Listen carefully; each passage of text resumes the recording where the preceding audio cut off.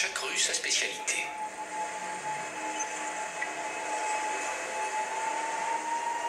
Les poissons rouges du Goldfish Market jouent un rôle non négligeable dans la vie quotidienne. Ce sont des porte-bonheur. Si on les place dans un aquarium confortable, ils tiendront les mauvais esprits à distance. Il est important aussi qu'ils soient toujours en nombre impair.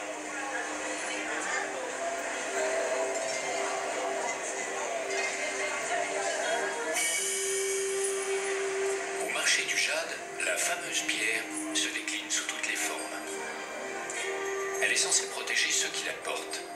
Et contrairement à une idée répandue, le jade n'est pas seulement vert. Il existe dans une large gamme de couleurs. D'ailleurs, certains prétendent que le jade est vivant et qu'il change de couleur au contact du corps. Mais au marché du jade, on ne vend pas que du jade. Les oiseaux sont également très appréciés à Hong Kong. Un marché leur est dédié. Certaines espèces sont recherchées pour leur chant. D'autres oiseaux sont réputés porter chance à leurs propriétaires. Propriétaires et oiseaux deviennent parfois des compagnons de jeu.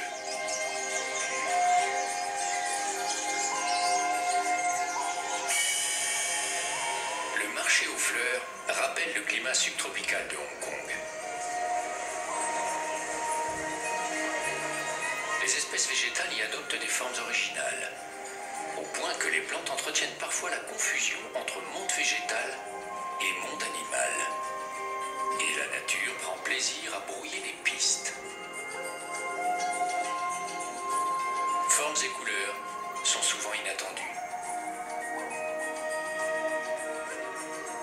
Alors, pourquoi pas des roses bleues?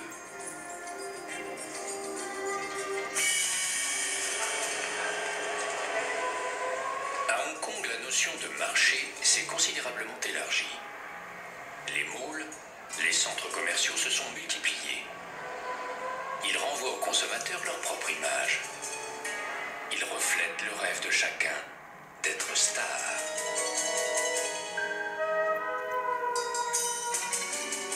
Leur taille donne parfois le vertige. Ils tracent la voie pour les marchés du futur.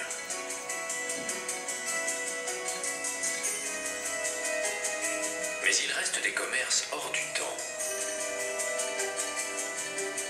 La soie, dont la production a débuté en Chine au 3e millénaire avant Jésus-Christ, reste une valeur de référence.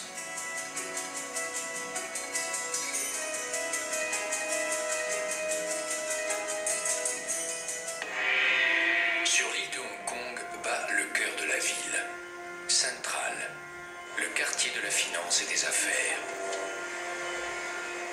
Le vénérable tramway impérial s'y faufile à l'ombre des temples de l'architecture moderne. Le seul tramway électrique à étage au monde remonte à 1904.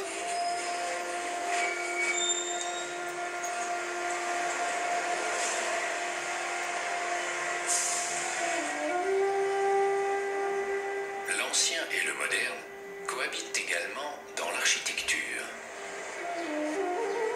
Une fois leur colonie installée, les Anglais ont lancé la construction de nombreux bâtiments. Leurs architectes ont importé les styles en vogue dans la bourgeoisie ou l'aristocratie britannique au XIXe siècle.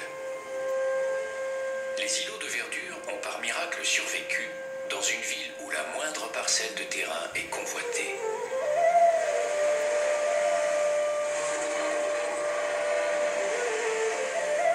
Des oasis insoupçonnées émergent au milieu d'une forêt minérale. Ces havres de paix montrent que la ville tâche de conserver une dimension humaine.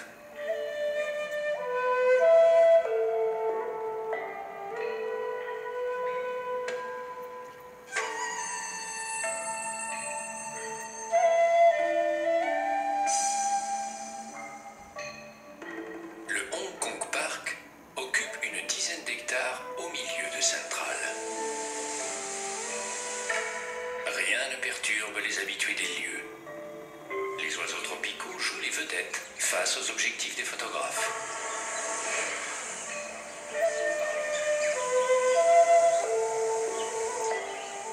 couple de Cacatoès fait le ménage dans sa nouvelle résidence.